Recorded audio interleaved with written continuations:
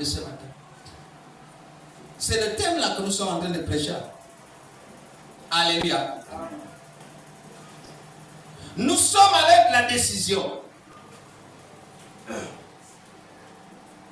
Nous avons vu que la foule est arrivée, comme c'est la fête, nous sommes à la veille de la fête, la foule est venue réclamer à Pilate de libérer un prisonnier comme d'habitude. Parce qu'à chaque fête, on libère un prisonnier. À chaque fête, il faut libérer un prisonnier. La foule arrive, Pilate, oui, libère-nous un prisonnier. Et Pilate va leur demander de faire un choix. Il leur présente Jésus Barabbas, il leur présente Jésus-Christ. Mais je disais tout à l'heure que le choix que Pilate leur demandait de faire n'était pas simplement juridique. Il dépassait le niveau juridique. Il exposait le peuple à une décision spirituelle majeure. Quel Messie le peuple voulait-il?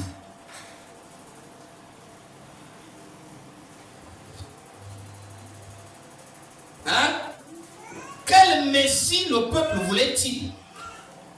Est-ce que le peuple voulait celui qui promettait la puissance, la domination, la revanche, la mort, la guerre, le sang? Ou bien le peuple voulait Jésus-Christ qui parlait d'aimer ses ennemis, de porter la croix et de transformer le cœur? Le choix n'était pas seulement juridique. Le peuple était mis devant un choix spirituel.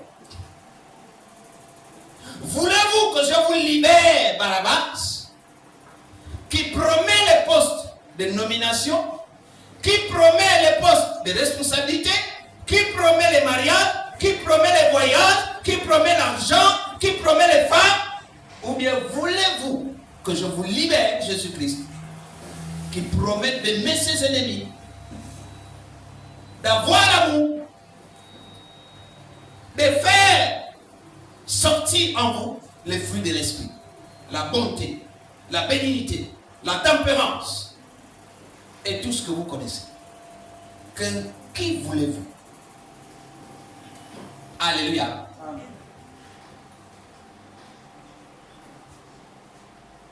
Au juste, à partir de ces choix qui étaient sortis de la prison,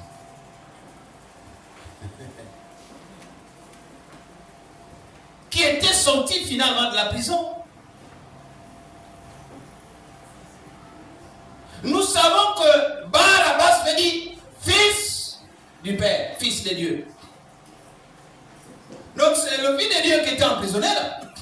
Nous savons que Jésus aussi, quand on faisait rentrer en prison, c'est le fils de Dieu. En définitive, c'était une seule personne.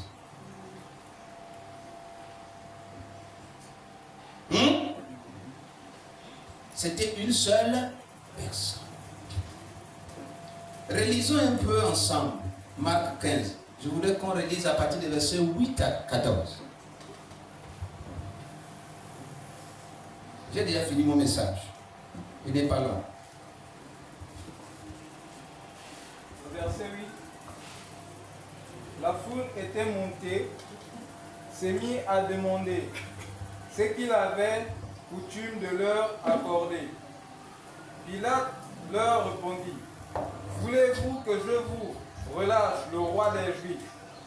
Car il savait que c'était par envie que les principaux sacrificateurs l'avaient livré. Mais les chefs des sacrificateurs excitèrent la foule, afin que Pilate leur relâchât plutôt Barabbas. Pilate, reprenant la parole, leur dit: que voulez-vous donc que je fasse de celui que vous appelez le roi des Juifs? Ils crièrent de nouveau: crucifie-le. Pilate leur dit: quel mal a-t-il fait? Et ils crièrent encore plus fort: crucifie-le. Alléluia.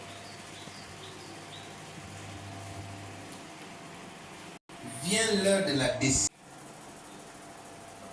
lorsque vient l'heure de la décision,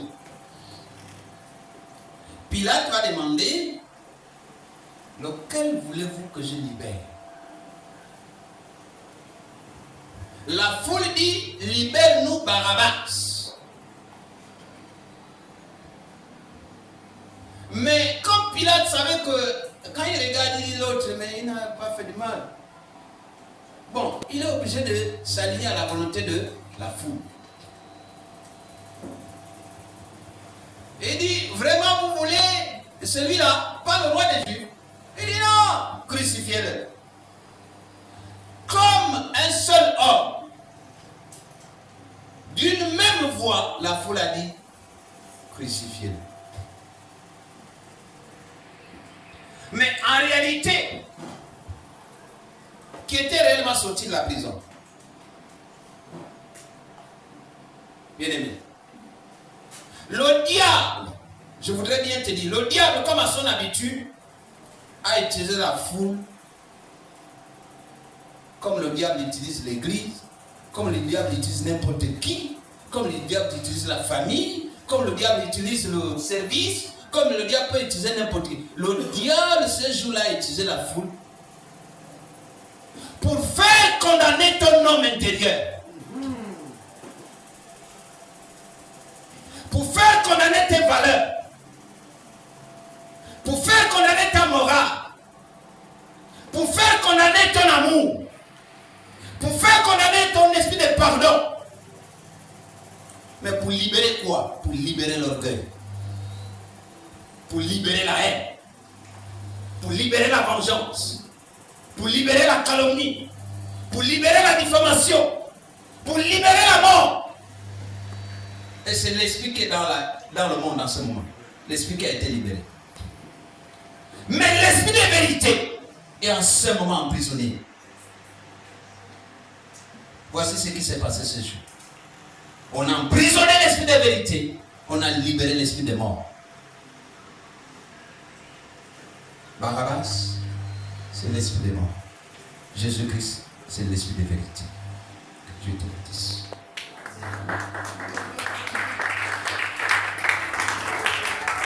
Barabbas représente le salut selon l'homme. Et Jésus-Christ représente le salut selon les voies de Dieu.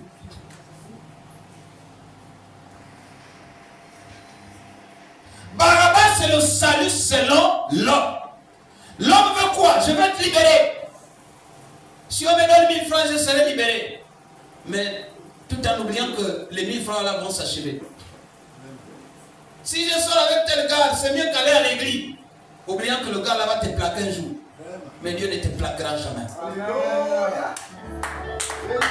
Est-ce que je parle à quelqu'un? Voici ce qui a été condamné. Ton sens critique. Ton sens élevé de devoir. Ton amour pour les autres.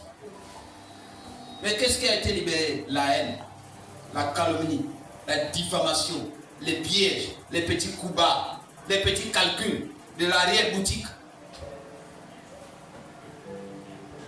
Et c'est ça qui régit le monde. C'est ça qui gouverne le monde.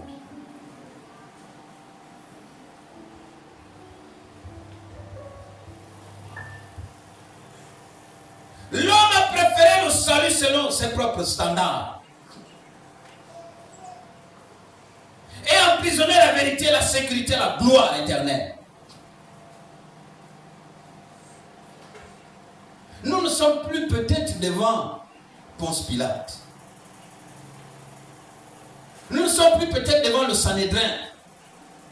Nous ne sommes plus peut-être devant un prétoire. Nous ne sommes plus dans un tribunal.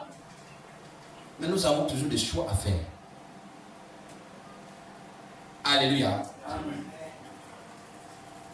Nous ne sommes plus devant Ponce Pilate.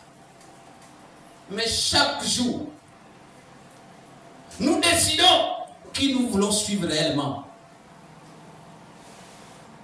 Chaque jour, nous décidons qui nous devons suivre réellement. Est-ce Barabbas? Jésus-Christ.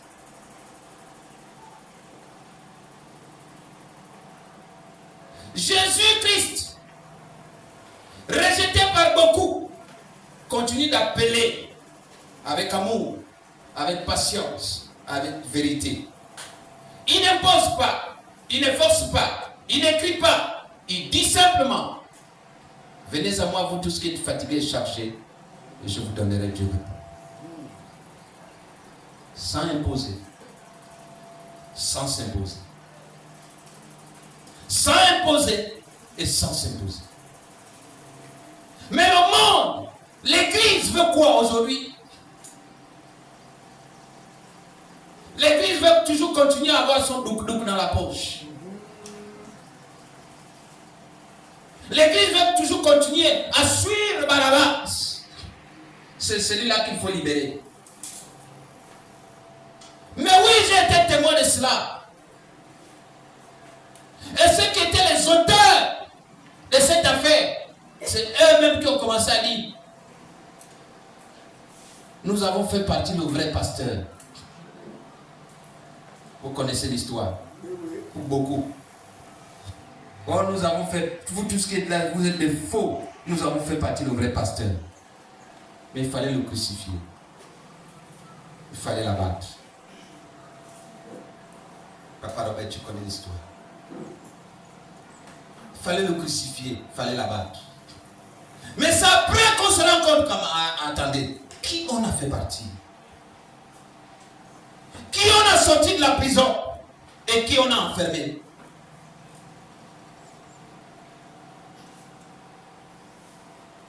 Il n'y avait qu'une seule voie pour lui, crucifier. Alléluia. Ne répète pas l'histoire par aveuglement spirituel.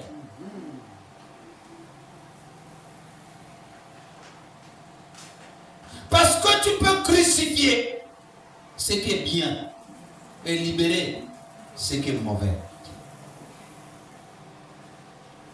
Tu risques de crucifier un chat et libérer un lion. Tu risques de crucifier un agneau et libérer une panthère. Et chaque jour, malheureusement, c'est des panthères qu'on libère. On crucifie des innocents.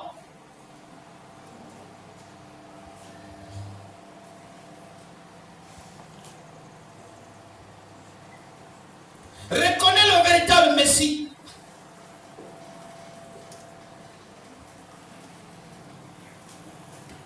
Reconnais le véritable Messie.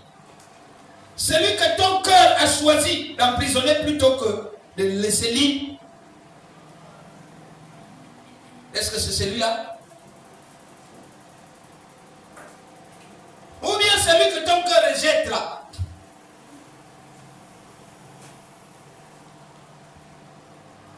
La pierre qu'avait rejetée ceux qui bâtissaient, c'était celle-là qui était devenue la principale de l'encre.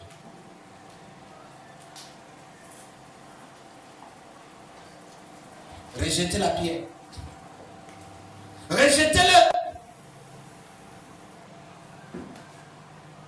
Mais seul Dieu, le dernier jour, seul Dieu saura qui est la principale de l'encre.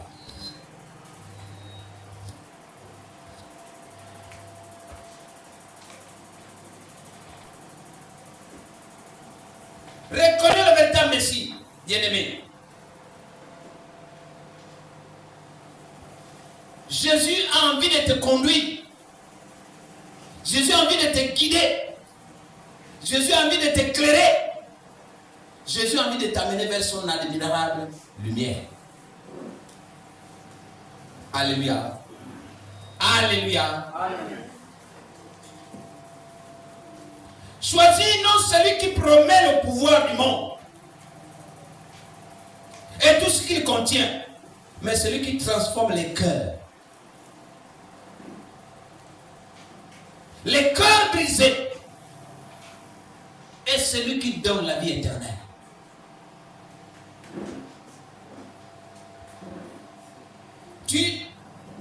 Vous savez, on a l'habitude de dire tout nouveau, tout beau. Jean prêche là,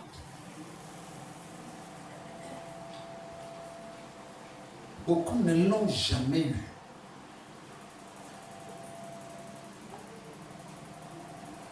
Mais lorsque vous l'écouterez avec quelqu'un d'autre, ce sera le meilleur message, c'est le plus beau.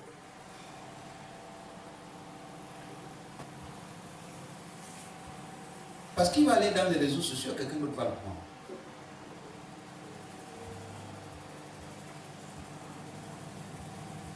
Mais ce sera le plus beau. Comme j'enseignais ce matin, nous sommes dans Jean 6.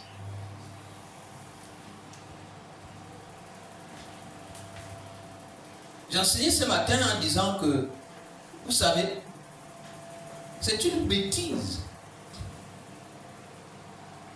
de regarder la télé et de dire mon père spirituel c'est l'ennemi là-bas. C'est une bêtise. Qui est le père spirituel de Pierre? C'est Jésus. Qui est le père spirituel de Matthieu? C'est Jésus.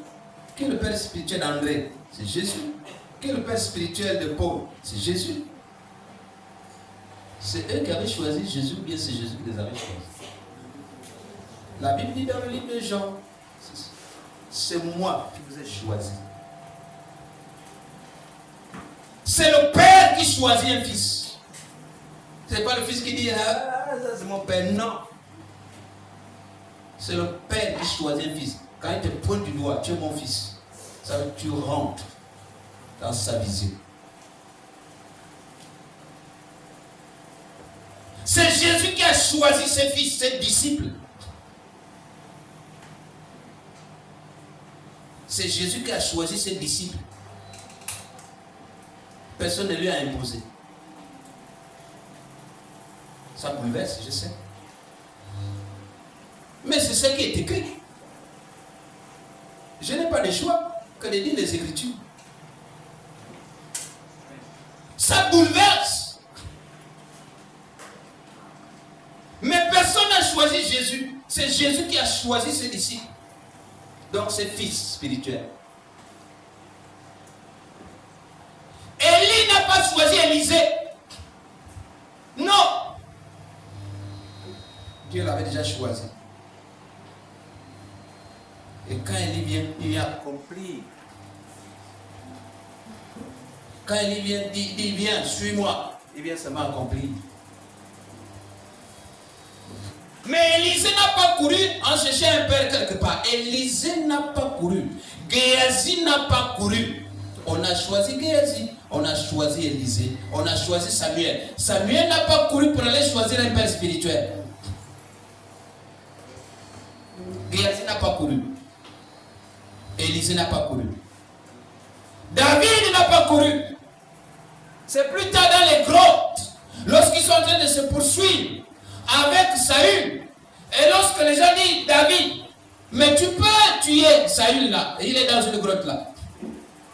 Mais quand il épargne la vie, il est sur une montagne, il crie. Il dit, si je voulais te tuer, j'ai pris ta cruche, j'ai pris ta lance. Mais si je voulais te tuer, je t'aurais tué. Qu'est-ce que Saül dit? Mon fils. My God. Mon fils. David n'a jamais dit mon père. C'est l'autre qui a commencé. Mon fils. Pendant 25 ans, Élisée n'a jamais dit à Élie, mon père. C'est le jour où le tourbillon est en train de monter. Il voit Élie en train de monter dans un tourbillon. Il dit, mon père, char d'Israël. Il récupère le manteau. C'est là qu'il reconnaît que c'est son père. Mais il avait déjà été choisi. Tu vois, Télé Osborne, c'est mon père. C'est des bêtises. Un manque d'enseignement. Alléluia. Amen. L'enfant ne dit pas, non, il faut que ce soit la blanche là, la japonaise là, avec le gabonais là, qui se mettent ensemble pour que moi je naisse. L'enfant ne choisit pas le père. Le père, un homme et une femme se mettent ensemble pour donner un enfant. Mais ce n'est pas l'enfant qui choisit les parents.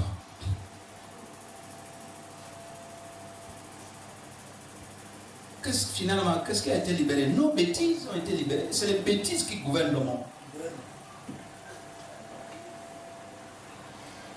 Ce sont nos bêtises qui ont été libérées ces jours. Alors que Ponce Pilate voulait les garder en prison.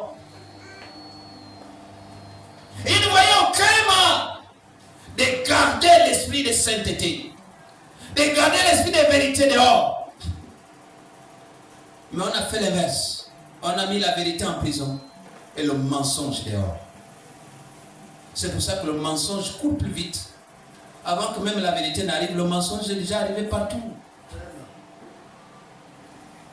Mais quand le mensonge arrive là, parfois c'est trop tard. Ils ont dit quoi ça? Eh, putain, je n'ai pas fait ça. Non, mais nous on a appris que tu as volé. Au moins toi tu viens dire je n'ai pas volé. Oh, on connaît déjà mon ami, tais-toi, tu as volé. Le mensonge est déjà passé parce que lui il prend l'ascenseur. Mais seulement quel que soit le temps que ça fait, on finit toujours par découvrir la vérité. Bien-aimé, ce matin, tu viens d'écouter ce message. Tu as une décision à prendre. Ou tu veux continuer à emprisonner l'esprit de vérité pour simplement libérer ton esprit de mensonge, ou tu veux faire l'inverse. Tu es mis devant un choix. Tu es mis devant un choix. Un choix peut-être difficile à faire, mais nécessaire. Nous sommes en 2026. Il faut un engagement, il faut un processus.